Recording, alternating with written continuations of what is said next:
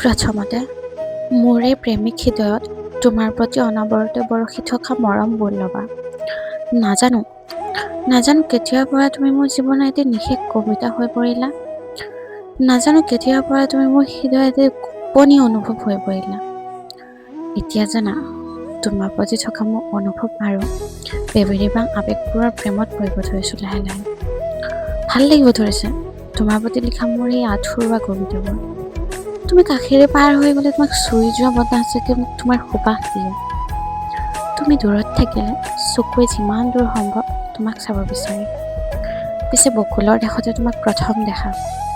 আজিলৈ কত দিন যে পাৰ হ'ল, কত উজাগৰে নিশা যে বিষাদ থমকিৰত, কত ফাগুনৰ সৰাপাতে উকা কৰি নিলে মোৰ হৃদয়খন।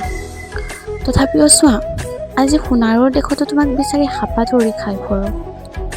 তোমাৰ প্ৰতি থকা এই আৱেগ অনুভূতিবোৰ একপক্ষীয় হয় যদিও কিয় জানো আজি হৃদয়ে এই চিঠিখনৰ জৰিয়তে তোমাক এটি উত্তৰবিহীন প্ৰশ্ন সুধিব বিচাৰিছে। লিখিবানে তুমিও এটি কবিতা, যি কবিতাৰ শিৰোনাম হ'ম মই, যি কবিতাৰ প্ৰতিটো শব্দই মাথো কৈ যাব আমাৰ কাহিনী। ৰচিবানে মোৰ সৈতে তুমিও এটি কাহিনী, যি কাহিনীৰ নায়ক হবা তুমি আৰু নায়িকা হ'ম মই। এটি নামহীন কাহিনী, যাৰ সম্পৰ্ক হ'ব মাথো প্ৰেম, মাথো নিস্বাৰ্থ ভালপোৱা। ৰচিবানে এনে এটি কাহিনী, যি কাহিনীয়ে বুজাব আমাৰ সম্পৰ্কৰ অপ্ৰাপ্তি। এটি তোমাৰ নিস্বাৰ্থ প্ৰেমিক।